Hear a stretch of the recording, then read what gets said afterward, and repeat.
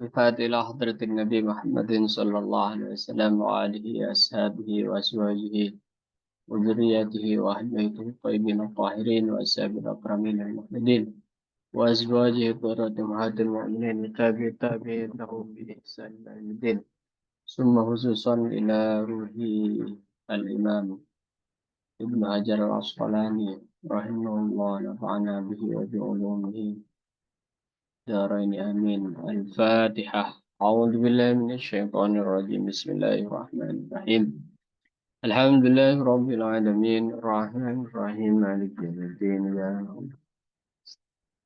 اهدنا الصراط المستقيم صراط.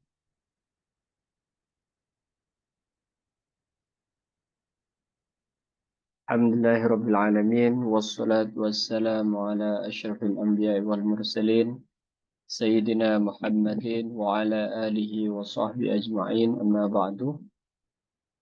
Ibu-ibu serta pengajian online yang dirahmati oleh Allah, Ustaz Muhlisin yang kami muliakan, Alhamdulillah pada hari ini kita bisa melanjutkan rutinan mingguan dalam rangka membaca kumpulan hadis Bulughul Maram karya Al-Imam Ibnu Hajar Al-Asqalani. إلى قول المصنف وعن مالك بن الحويرث رضي الله تعالى عنه قال قال رسول الله صلى الله عليه وسلم صلوا كما رأيتموني أصلي رواه البخاري. Hadis pertama yang akan kita baca kelanjutan dari sifatus shalah adalah hadis dari Wa'an Malik ibn al-Huwairith.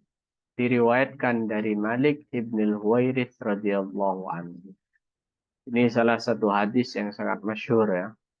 Qala beliau berkata, qala Rasulullah sallallahu alaihi wasallam, Rasul sallallahu alaihi wasallam bersabda, "Shallu kama ra'aitumuni usalli."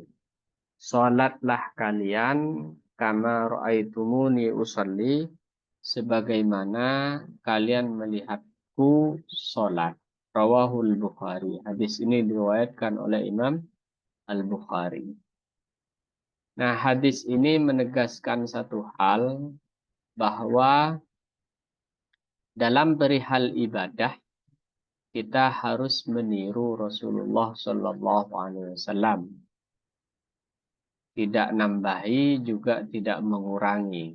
Dalam hal ibadah harus seperti itu. Namun nanti banyak sekali perbedaan di detailnya gitu ya. Di detailnya itu ada perbedaan nanti. Perbedaannya kenapa? Karena kan banyak sahabat menyaksikan Nabi langsung sholat, tapi periwayatannya itu berbeda-beda.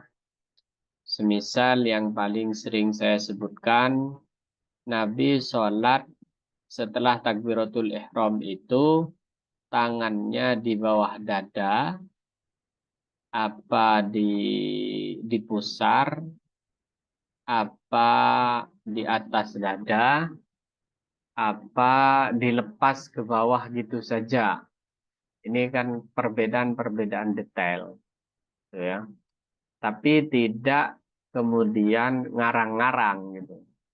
Sahabat itu tidak ngarang-ngarang kemudian sholatnya Nabi itu tangannya ke belakang, tidak ada. Mereka tetap pada tracknya, sallu kama ra'aitumuni usolli. Salatlah kalian sebagaimana aku salat. Sebagaimana kalian melihatku salat. Jadi Nabi itu secara sengaja memperlihatkan cara-cara salat kepada sahabat. Cara-cara berwudu kepada sahabat. Cara-cara puasa kepada sahabat. Cara-cara haji kepada sahabat. Dan semua rukun Islam yang kita laksanakan itu berdasarkan berdasarkan persaksian para sahabat terutama ulama sahabah, yang kemudian ditransfer ilmunya kepada murid-muridnya, yaitu tabi'in, tabi'in kepada tabi'it tabi'in sampai hari ini. Jadi ulama-ulama itu betul jika disebut sebagai pewaris para nabi. Karena merekalah yang menyaksikan gurunya, gurunya menyaksikan gurunya, gurunya menyaksikan gurunya sampai ke Rasulullah. Ini yang disebut dengan sanad. Gitu ya. Sanad. Jadi sanad itu penting banget. Sanad. Sanad itu transmisi keilmuan. Transmisi keilmuan. Sehingga di dalam agama Islam, inna hadzal ilma dinun. Bahasanya nanti. Sungguhnya ilmu ini agama. Fanzuru amman ta'khuduna dinakum. Maka lihatlah dari mana kalian mengambil agama kalian. Jadi perilaku ulama-ulama kita, kiai-kiai kita itu didasarkan kepada gurunya, gurunya kepada gurunya, sampai kepada para sahabat sebagai murid langsung Rasulullah, sampai kepada Rasulullah. Jadi nggak bisa langsung potong kompas gitu, langsung ke Rasulullah. Enggak, saya mau ikut sahabat saja, itu nggak bisa. Karena enggak, saya mau ikut Nabi saja. Itu namanya potong kompas. Karena hadis-hadis ataupun ayat itu didampingi oleh perilaku. Ya, perilaku. Perilakunya itu ada di Rasulullah. Sebagaimana ditegaskan oleh istrinya Sayyidah Aisyah mengatakan, kana khuluquhul Quran. Akhlak Nabi, perilaku Nabi itu adalah Al-Quran. Jadi kalau mau tahu tafsiran Al-Quran, yang tepat ya tahu hulukun Nabi, akhlak Nabi, perilaku Nabi. Siapa yang menyaksikan perilaku Nabi? Para sahabat. Siapa yang menyaksikan perilaku sahabat? Murid-murid sahabat, tabi'in, begitu seterusnya. Jadi jangan potong kompas langsung ke Al-Quran ataupun langsung ke hadis. Karena kedua sumber otentik ini perlu didampingi ah, oleh ilmu yang lain, oleh kesaksian yang lain. Apalagi Nabi sudah apa namanya, menguatkan bahwa al ulama warasatul anbiya. Ulama itu para pewaris Nabi. Innal anbiya'a lam yuwarithu dinaran wala dirhaman, dalam kelanjutannya. Para nabi itu tidak mewarisi harta benda. Wa innama warrathu al-ilm. Mereka itu mewariskan ilmu. Sehingga tidak benar jika ada yang potong kompas langsung, cukup Al-Quran dan hadis. Gak usah ikut imam-imam, gak usah ikut ulama-ulama. Itu apa namanya, me, me, apa ya, semacam mengabaikan bahwa para pewaris Rasul. Ketika para pewaris Anbiya ini kita abaikan, maka agama yang tepat, agama yang hak kemudian bisa jadi melenceng seperti itu. Disallu kama ra'aitumuni usalli. Kita sebagai umatnya yang hidup di abad ini tidak pernah melihat Nabi, kan begitu. Maka bagaimana? Padahal Nabi merintah sallu, salatlah kalian sebagaimana kalian melihat aku salat. Padahal kita tidak pernah melihat Nabi salat. Maka itu kemudian Nabi wariskan kepada ulama sahabah, ulama sahabah kemudian kepada murid-muridnya, murid-muridnya sampai hari ini kita belajar dari orang-orang tua kita, orang-orang atau kiai-kiai sekitar kita, teknik dan cara sholat yang benar. Jadi seperti itu. Baik. Wan Imran ibnil Husain, dan diriwayatkan dari Imran bin Husain radhiyallahu taala anhu. Allahumma rzuqnal afwah wal afiyah wal mu'afadah daimah. Jadi ada tradisi di kalangan para sahabat, di kalangan para ulama ketika menyebut Imran bin Husain, ini salah satu sahabat Nabi, itu kita berdoa meminta afiyah. Terserah misalkan Allahumma rzuqnil afiyah, Allahumma inni as'alukal afwa wal afiyah, terserah. Pokoknya kita diminta membaca doa yang berisi meminta afiyah, meminta kesehatan. Kenapa? Karena Imran bin Husain ini memiliki keistimewaan, dia itu setiap hari dapat salam dari malaikat. Wah, bayangin. Seorang sahabat, manusia biasa, bukan nabi, eh, setiap pagi dapat salam dari malaikat melalui nabi. Itu adalah Imran bin Husain. Ketika dicek kenapa Imran bisa istimewa seperti itu, ternyata Imran ini memiliki penyakit bawasir gitu ya, penyakit ya bawasir, itu yang ya iya penyakit bawasir, penyakit apa kata orang Indonesia? Apa tadi? Lupa saya. Iya lupa juga Ustaz. Bawasir. Itu loh yang mohon maaf apa tempat buang air Ambeien. besarnya itu sampai ambeien. Terima kasih. Ya, jadi Imran bin Husain ini terkena penyakit ambeien dan itu banyak menimpa ulama-ulama ya. Imam Syafi'i itu ambeien penyakitnya.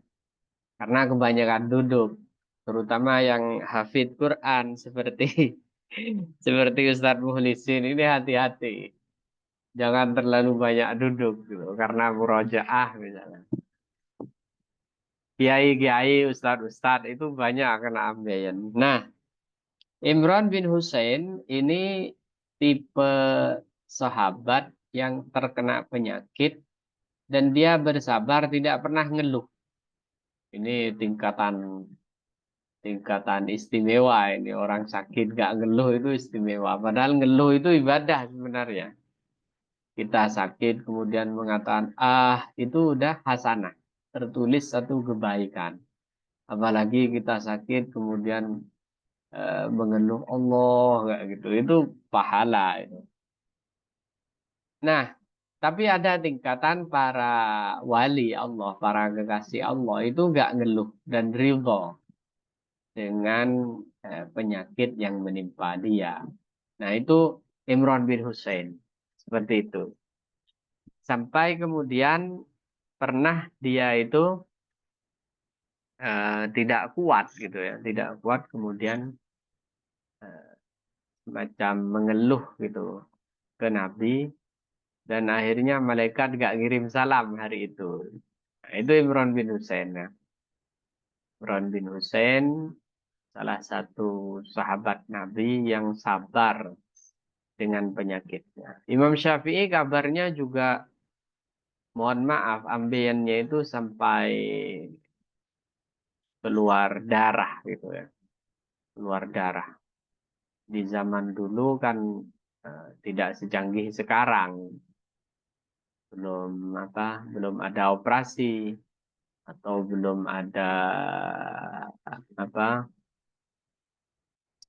belum ada mungkin celana yang bisa menahan itu gitu ya, menahan darahnya itu. Belum ada pembalut lah kalau untuk cewek.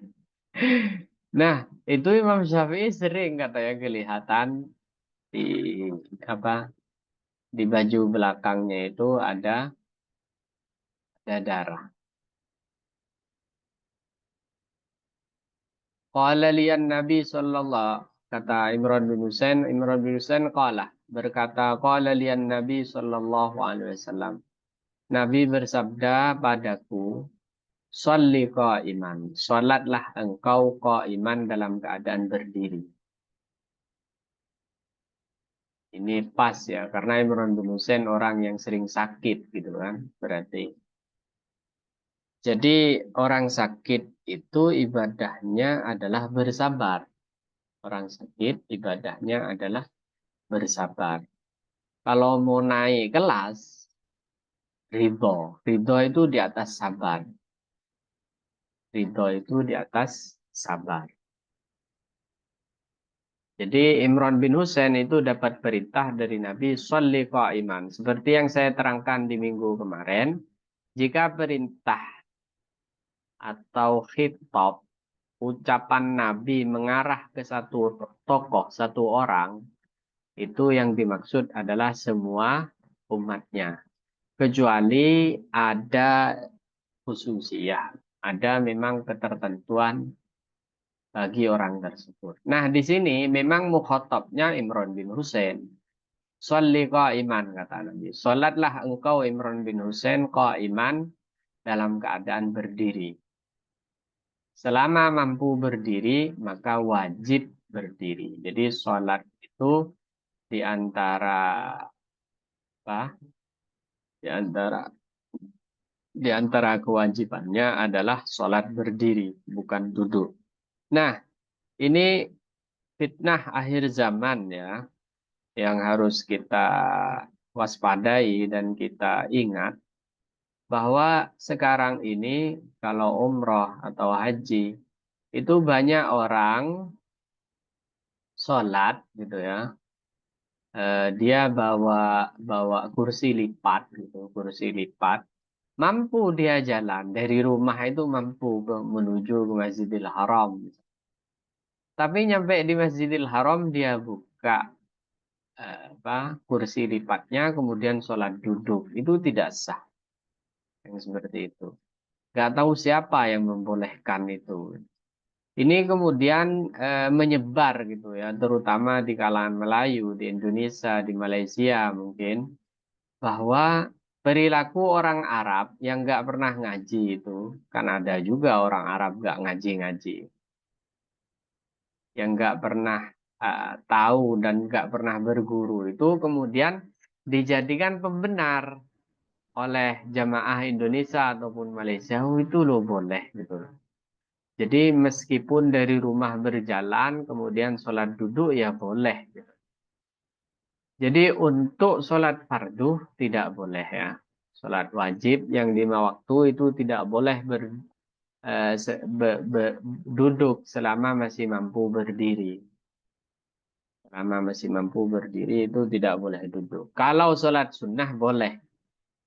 Sholat sunnah mampu berdiri, ibu-ibu kemudian sholatnya duduk itu boleh. Tapi sholat wajib, sholli qa'iman. Perintahnya Rasulullah itu wajib. Sholli qa'iman. Sholatlah engkau dalam keadaan berdiri. Itu wajib. Fa'ilam tastati'. Jika engkau tidak mampu, faqa'idan. Maka dalam keadaan duduk. Keadaan duduk kalau tidak mampu. Tidak mampu itu bagaimana? Tidak mampu itu menyebabkan sakit, entah karena patah tulang, entah karena rematik, entah karena pokoknya eh, berdiri bagi dia itu sudah masyakoh.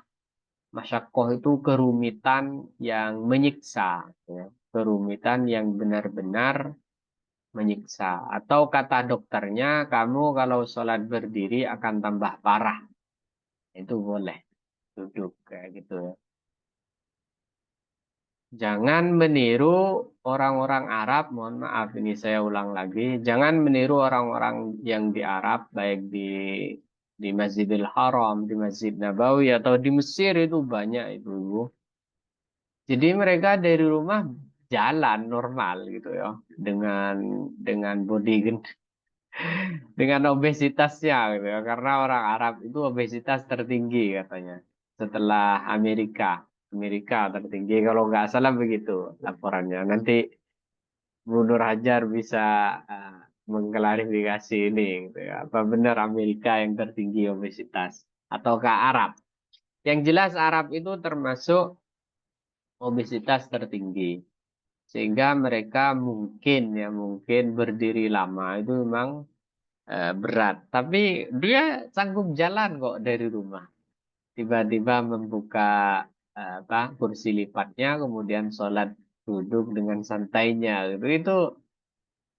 Itu ini fatwa-fatwa yang menyesatkan.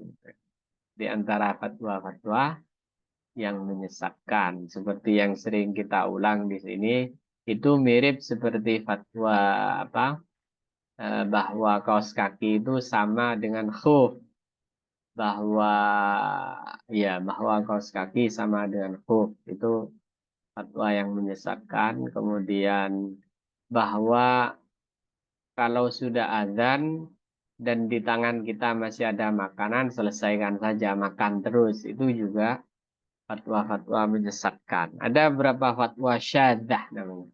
Fatwa syaddah itu fatwanya yang nyeleneh dan membahayakan karena bikin batal ibadahnya orang banyak.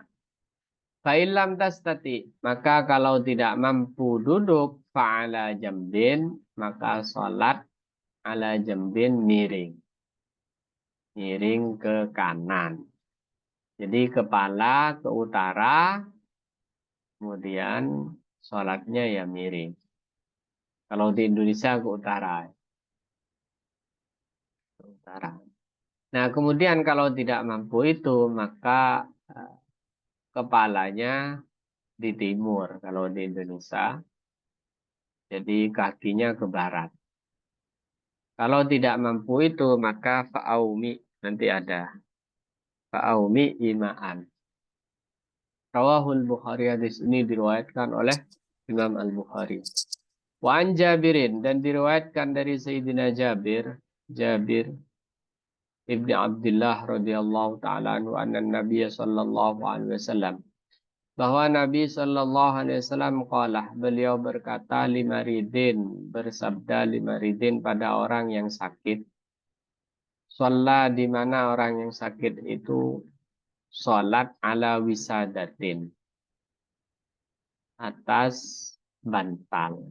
Faroma biha, maka Nabi mengambilnya, melempar bantal tersebut. Jadi dia nggak sholat langsung ke tanah, tapi bantal. Sementara dia sedang sakit. Waqalah. Nah, ini namanya hadis mudraj. Hadis mudraj itu bukan bagian dari hadis, tapi dia menerangkan tentang sesuatu. Menerangkan tentang orang yang sedang sakit. Dia sholat di atas bantal. Waqalah. Nabi bersabda, Salli alal ardi in istata'tah. Sholatlah engkau alal ardi, di atas tanah, bumi, in istata'tah, selagi mampu. Selagi mampu. Jadi yang baik itu memang sholat tidak langsung ke bumi gitu ya. Seperti sholatnya Rasulullah. Kalau pakai sajad ya boleh. Ini maksudnya yang lembut-lembut gitu ya. Isadah ini maksudnya yang lembut sampai tinggi begitu. Wa illa fa'aumi ima'an. Kalau tidak mampu maka fa'aumi, pakai bahasa isyarat. Fa'aumi, pakailah isyarat ima'an dengan sebenar-benarnya isyarat. Jadi langkah terakhir atau cara sholat terakhir adalah pakai ima, pakai isyarat. Sholat pakai isyarat. Tapi ini versi Imam Abu Hanifah.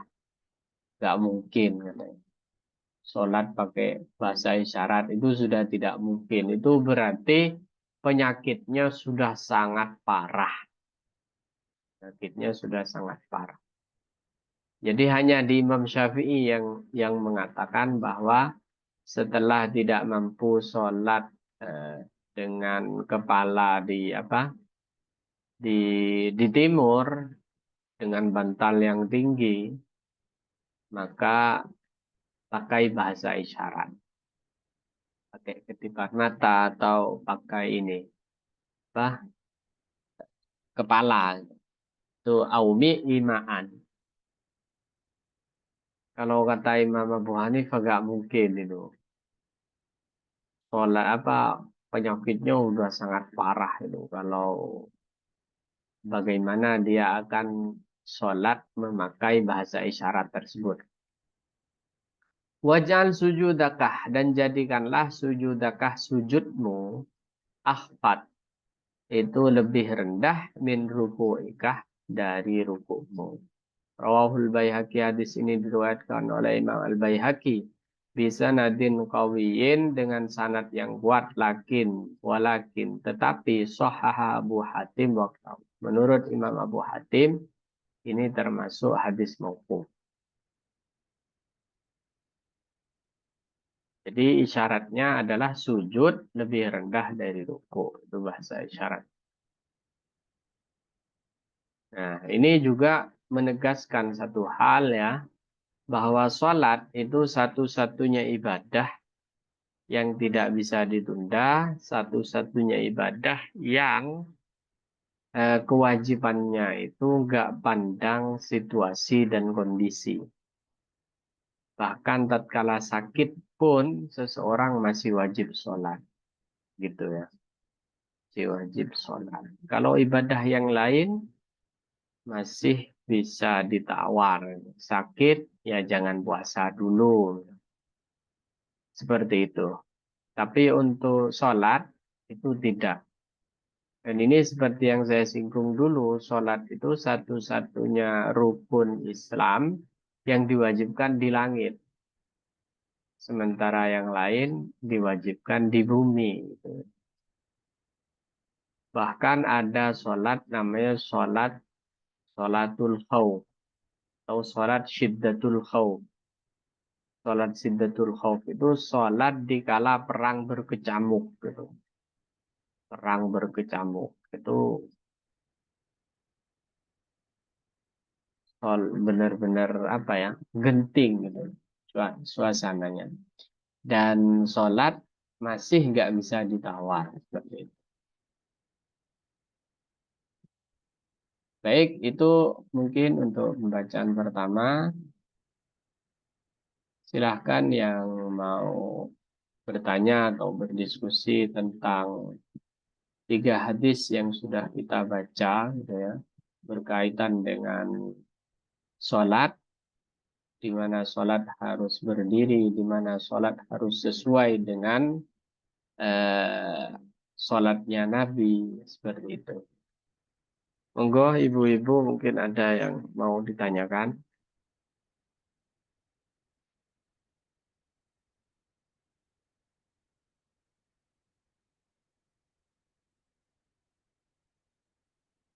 Baik, jika tidak ada kita lanjut membaca 1-2 hadis lagi. Dan mungkin kita cukupkan. Baca 1 hadis saja.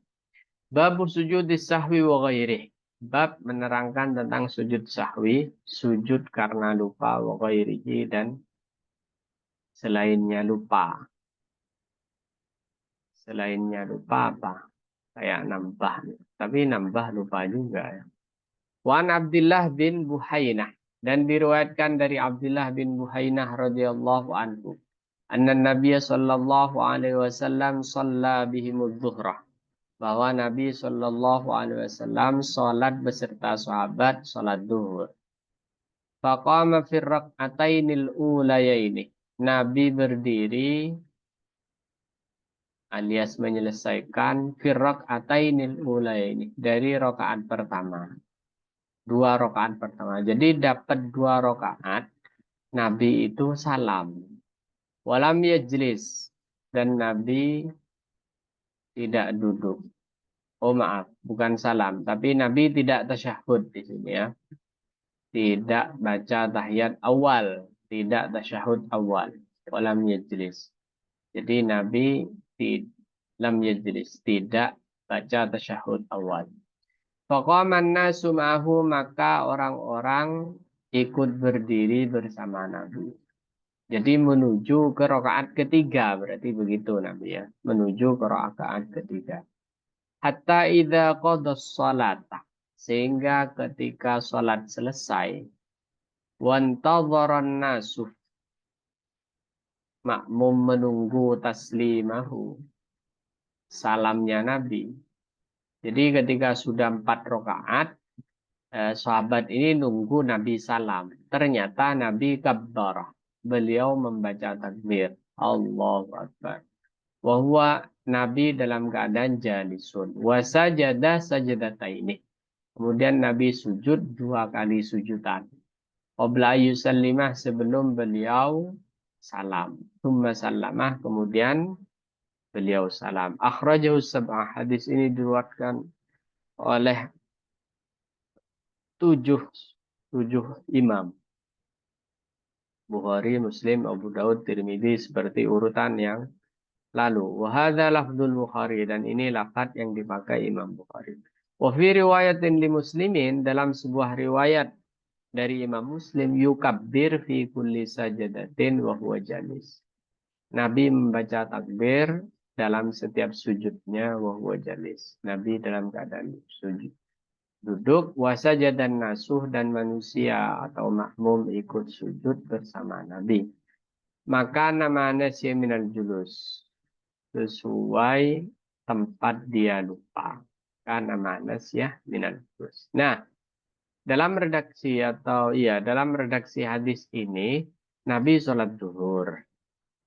Kemudian dapat 2 rakaat, semestinya Nabi tahiyat. Nabi gak tahiyat, langsung menuju rakaat ketiga. Maka makmum pun ikutan. Rakaat ketiga, rakaat keempat. Rakaat keempat ditunggu oleh sahabat untuk Nabi itu salam. Ternyata Nabi gak salam-salam. Malah Nabi itu sujud 2 kali. Nah, ini yang disebut dengan sujud sahwi. Sujud karena lupa. Jadi ibu-ibu, kalau meninggalkan rukun, mohon maaf, sunnahnya sholat, sunnah abad gitu ya, sunnah hayat, itu nanti ditutup atau di bolongnya itu ditempeli, ditutupi dengan sujud sahwi. Sujud sahwi itu sujud lupa. Jadi Nabi itu menurut para ulama pernah lupa 5 kali. Ini satu riwayat begitu. Nabi lupa enggak tahiyat awal. Nabi juga pernah lupa, nanti ada riwayatnya, sholat hanya 2 rakaat padahal harusnya 4 rakaat. Nabi pernah lupa sholat hanya 3 rakaat padahal 4 rakaat. Harusnya 4 rakaat. Ada 5 bentuk ya Nabi itu lupa. Nah, kalau yang dilupakan itu adalah bukan rukun, seperti tahiyat awal itu kan bukan rukun. Dia sunnah abad, ya. Bukan rukun. Kalau rukun harus balik lagi. Umpamanya ada orang sholat, sujud hanya sekali, sementara dia sudah balik ke qiyam, sudah berdiri, ya dia harus balik lagi. Ya gitu, kalau rukun. Karena rukun itu nggak boleh ditinggal. Tapi ini tahiyat ini bukan rukun. Dia sunnah ya. Dia bukan rukun. Tapi meskipun sunnah, ketika ingat dia meninggalkan sunnah ini, dia harus atau sunnah lagi gitu ya, namanya sujud sahwi. Sujud sahwi. Teknik sujud sahwi itu menurut mazhab kita sebelum salam. Di sujud 2 kali, Allahu Akbar, membaca subhanallah wa la yasfu. Maha suci Allah, zat yang tidak pernah tidur, tidak pernah lupa. Itu isinya. Dibaca 3 kali. Duduk, sujud lagi. Baca subhanallah wa la yasfu, kemudian duduk lagi, salam. Seperti itu tekniknya. Ini versi kita. Sesuai dengan riwayat Abdullah bin Muhainah. Seperti itu ya. Nah, kemudian berkaitan dengan Nabi lupa. Nabi boleh lupa enggak? Ini kan menjadi permasalahan di dalam di dalam syariat kita. Apakah Nabi itu boleh lupa? Kalau Nabi pelupa, jangan-jangan ada syariat yang kurang gitu. Kalau Nabi pelupa, jangan-jangan ada syariat yang dari Allah ini ditambah-tambahi ya, kayak gitu ya. Maka menurut Ahlus Sunnah wal Jamaah, Nabi itu tidak pelupa, tidak pernah lupa. Kalaupun Nabi lupa, itu nanti lupanya itu jadi syariat. Seperti hadis-hadis seperti ini. Seandainya Nabi gak pernah lupa, itu umatnya akan kebingungan bagaimana kalau lupa melakukan tasyahud awal. Jadi lupanya Nabi itu menjadi syariat.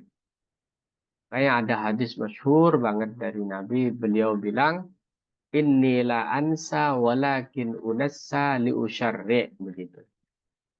Sesungguhnya aku tidak lupa, tapi aku dibuat lupa oleh Allah agar menjadi syariat. Jadi kalau Nabi nggak pernah lupa, yo bahaya buat umatnya. Kalau umatnya lupa gimana? Akhirnya kan dia tidak tahu solusinya, dia tidak tahu tindakan apa yang harus dilakukan. Sehingga Nabi itu tidak memiliki sifat lupa. Tapi Nabi itu dibuat lupa oleh Allah agar kelupaan tersebut menjadi syariat bagi umatnya. Kira-kira begitu. Contoh seperti Nabi lupa gak tahiyat. Gak tahiyat. Maka Nabi kemudian melakukan sujud sahwi. Sujud karena lupa. Ini jadi syariat ke kita. Gara-gara Nabi lupa. Dan kelupaannya Nabi itu berkah gitu ya. Jadi secara zahir untuk manusia biasa yaitu lupa, tapi bagi Nabi itu bukan lupa, tapi akan menjadi syariat bagi umatnya.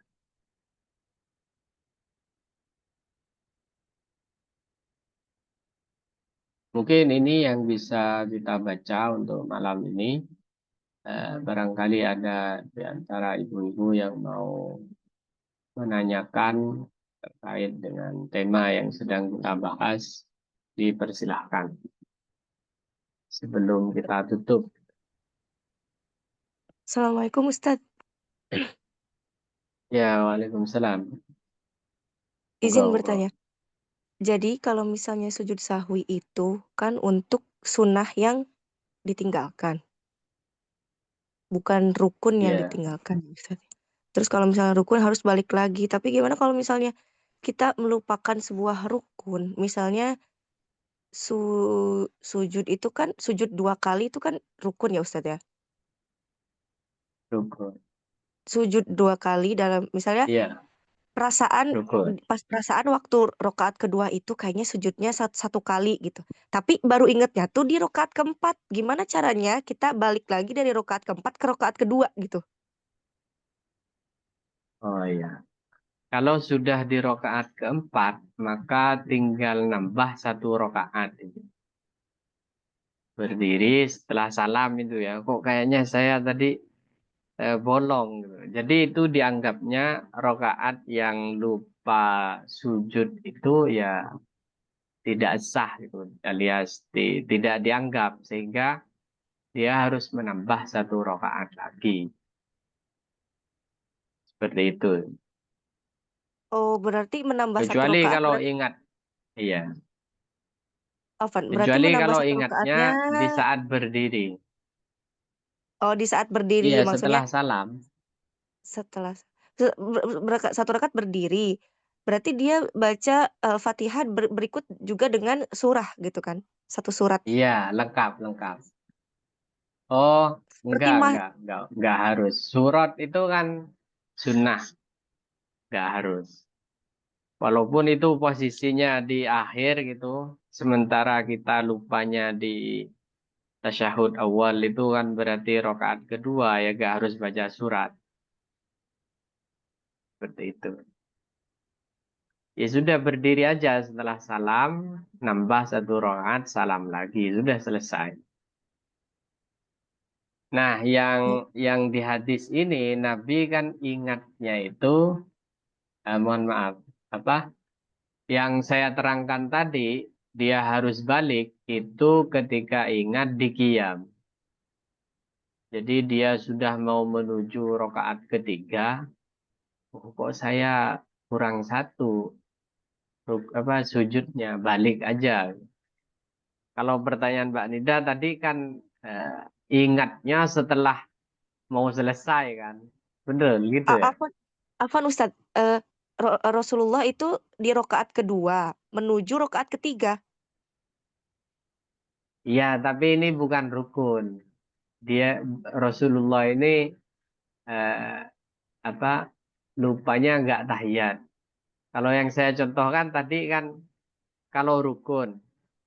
Kalau rukun ya wajib balik kalau rukun. Tapi kalau ingatnya seperti pertanyaan Mbak Nida tadi, ingatnya sudah rokaat keempat gitu, sudah mau salam, maka itu nambah 1 rakaat lagi. Seperti itu. Dipaham? Oh, itu saya baru dengar Ustadz yang ini. Maksudnya yang harus nambah rokaat lagi gitu tuh. Iya, karena ingatnya kan sudah jauh, sudah selesai gitu ya. Sudah melaksanakan rokaat-rokaat setelahnya gitu kan. Berarti yang paling penting itu sebetulnya memahami apakah yang kita lupakan itu termasuk rukun atau sunnah hai'ah atau sunnah abad dalam sholat gitu ya. Betul, betul. Iya, Eh, seperti Oke, itu. pertanyaan selanjutnya Ustadz. Ini ada 2 kejadian kasus. Jadi ini yang hari ini dulu. Jadi hari ini kebetulan banget. Saya rokaat keempat harusnya kan Fatihah. Nah, saya malah baca ini, baca subhanakallah rabbana wa bihamdika allahumma ighfirli. Jadi malah baca sujud gitu di saat Allahu Akbar langsung baca sujud. Tapi habis itu ingat, habis itu langsung baca Fatihah kan. Iya, Nah, berarti itu sebetulnya harus sujud sahwi atau tidak Ustadz? Karena kan kayak memasukkan sunnah ke dalam rokaat keempat hmm, yang sebenarnya tidak diperlukan. Tapi habis itu saya langsung, tapi iya, ketika ingat saya langsung Al-Fatihah gitu. iya. Jadi untuk sunat abad, kok aneh ini. Sunat abad kan sunnah di dalam sholat itu dibagi dua. Ada hayat, ada abad. Yang harus sujud sahwi itu yang hayat kalau nggak salah begitu. Kalau sunnah qauli seperti dalam bentuk bacaan seperti yang barusan dipertanyakan, itu ya tidak sunnah sujud sahwi. Tidak. Jadi kalau rukun qauli kita pindah kemana gitu, enggak. Misalkan bacaan di sujud kita baca di qiyam, di berdiri, gitu. Bacaan di ruku kita baca di sujud, itu enggak masalah, Bu. Enggak apa namanya? Enggak sunnah sujud sahwi. Seperti itu. Yang penting barusan tadi, oh iya saya belum baca Fatihah ini, segera dibaca yang wajib. Jadi kalau sunnahnya itu qauli dalam bentuk bacaan, maka tidak perlu. Kalau sudah terlanjur Itu Ustadz sujud disebut sahwi, sunnah apa? Ya nggak apa-apa sih, nggak apa-apa. baik Ustadz. Jadi Lalu nggak perlu. apakah ada riwayat lain atau Kalau pendapat yang lain yang yang mana? yang yang Kalau yang lupa menyebutkan sujud itu sahwi, harus satu? sujud sahwi juga lupa, nggak masalah gitu. Jadi meninggalkan tahiyat, misalkan tahiyat tasyahud awal ya. Kemudian lupa nggak sujud sahwi ya nggak masalah juga gitu loh. Jadi sunnah diganti dengan sunnah. Tapi sunnahnya lupa juga ya nggak masalah. Tetap sah sholatnya. Umpamanya ini. Yang barusan gimana? Ya, apakah ada riwayat lain atau pendapat ulama yang lain yang menyebutkan bahwa sujud sahwi 1 kali aja? Karena dulu saya perasaan belajarnya itu 1 kali aja gitu dan baru tahu kalau sujud sahwi itu 2 Ya, kali, justru ketika menikah sama suami saya yang mazhabnya Hanafi. ya, ya, ya. Memang ada nanti setelah ini hadis yang meriwayatkan berbeda. Nanti kita baca. Ini ada pertanyaan, sholat memakai sajadah yang tebal dan empuk.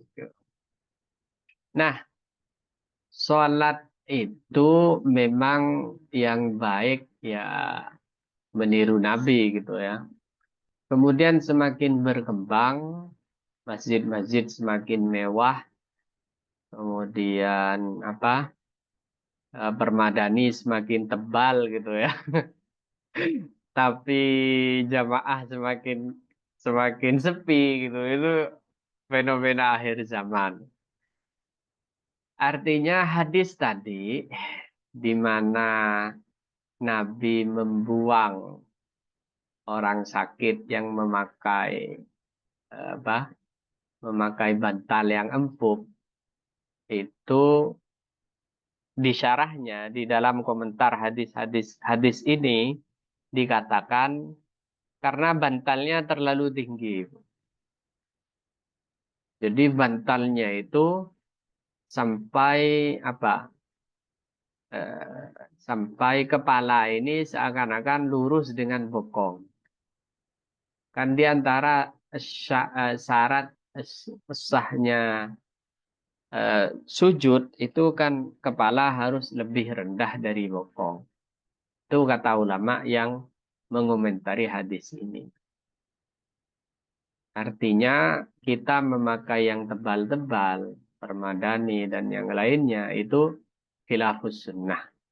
Khilafus sunnah itu berarti makruh kayak gitu loh. Enggak sampai kemudian membatalkan sholat. Seperti itu. Jadi bukan berarti kita tidak boleh memakai yang tebal-tebal. Boleh. Tapi makruh gitu aja. Tapi kalau sampai kepala setara dengan bokongnya, dengan pantatnya, maka itu memang sebagian ulama mengatakan gak sah sujudnya. Sebagian lagi mengatakan sah tapi makruh kayak gitu. Nah, eh, apa ya? Setting atau background di balik hadis tadi bahwa Nabi kemudian roma biha melempar atau menyingkirkan apa namanya bantal orang sahabat yang sedang sakit itu prakteknya seperti itu. Jadi memang bantalnya tinggi sehingga ya tadi kepalanya lurus dengan pantat. Dan itu kepala yang lurus dengan pantat itu khilaf antara ulama. Ada yang mengatakan masih sah kok, tapi makruh. Tapi ada yang mengatakan tidak sah karena bentuk sujudnya sudah tidak ada. Yang namanya sujud itu, definisi sujud di mana-mana adalah kepala lebih rendah dari bokong atau mata. Demikian. Baik, mungkin ada lagi sebelum kita tutup. Afwan Ustadz, saya masih belum kebayang, maksudnya bantalnya itu berarti kan tidak sampai dengkul, jadi kita tetap sujud, tapi kepala kita di bantal gitu maksudnya. Ya, ya betul. Jadi sujud ke bantal, Sujud ke bukan bantal, tapi sujud ke bantalnya lantai. Tinggi, bantalnya bantalnya itu tinggi. tinggi. Oh. Ya, sehingga Nah, kepala itu lurus gitu loh dengan pantatnya. Nah, itu kalau bukan definisi sujud yang seperti itu. Ya, gimana? Afwan Ustadz, kalau misalnya berarti sholat di atas kasur, kita sholat biar Afwan, misalnya sholat Ya, seperti pada umumnya gitu, tapi di atas iya, kasur. ya, Artinya kan ya. rata ya antara ketika sujud itu dengkul Ya, lutut kita dengan ini tetap nggak apa-apa. Lutut kita nggak dengan apa-apa. kepala satu jajar.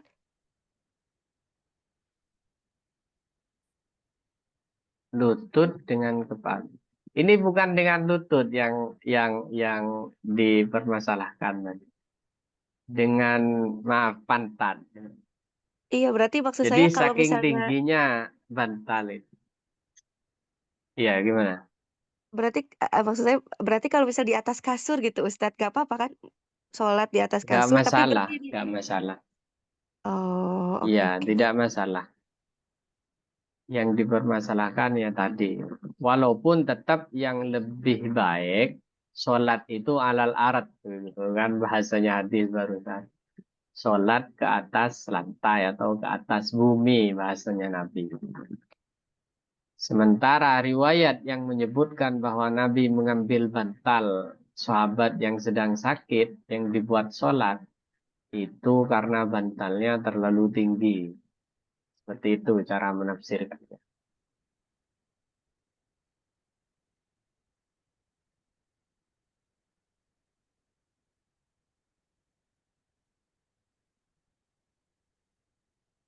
Baik, jelas ya.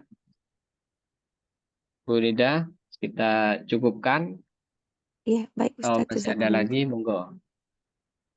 Afwan. Baik, kita cukupkan majelis kita hari ini. Mudah-mudahan Allah Subhanahu wa Ta'ala terus menambah kita ilmu dan membuat kita cinta kepada ilmu dan kepada ulama, karena tidak ada yang diminta oleh Nabi agar bertambah seperti bertambahnya ilmu. Wa qur rabbi zidni ilma, kata dalam Al-Quran. Jadi hanya ilmu yang minta agar terus ditambah gitu ya. Dan mudah-mudahan pembacaan kita terhadap hadis-hadis Nabi ini menjadi saksi kelak bahwa kita termasuk orang-orang yang terus belajar, memperbaiki diri, terus mempelajari syariat Nabi, sehingga kelak mendapat syafaat Nabi ala hadhihi niyah wa bi kullatin salihah. Al-Fatihah. A'udzu billahi minasyaitonir rajim. Bismillahirrahmanirrahim. Alhamdulillahirabbil alamin. Arrahmanirrahim.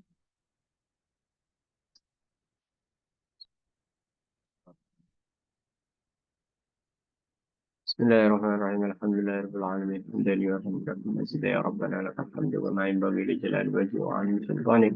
سبحانك لا نحصي ثناء عليك أنت كما أثنيت.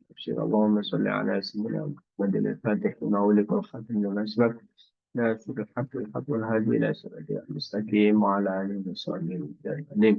اللهم يسر لنا أمورنا مع الراحة لقلوبنا وأبداننا والسلام والعافية في ديننا ودنيانا وكن لنا صاحبا في سفرنا خليفة في أهلنا تستوجع جعدنا أمسهم ولا مكان في المدي ولا المجيء لنا ولا نشرك. اللهم لا تدع في مجلسنا هذا ذنبا إلا غفرته ولا حما إلا فرجته ولا مريضا إلا شفيته ولا دينا إلا غدته ولا حاجة من حوائج الدنيا والآخرة إلا غدتها وسهلتها يا أرحم الراحمين. اللهم انفعنا بما علمتنا وعلمنا وينفعنا وزدنا علما وزدنا علما وزدنا علما. اللهم ارزقنا فهم النبي وحفظ المسلمين والهم الملائكة المقربين. اللهم اغننا بالعلم وزدنا بالعلم وقنا بالعلم واجعلنا بالعافية يا ارحم الراحمين. ربنا هب لنا من ازواجنا وذريتنا قرة اعين اماما. ربنا هب لنا من لدنك ذرية طيبة انك تسمع. ربنا اتنا في الدنيا حسنة وفي الآخرة حسنة وقنا عذاب النار. سبحان ربك رب العزة عما يصفون والسلام على المرسلين والحمد لله رب العالمين. سر الفاتحة. أعوذ بالله من الشيطان.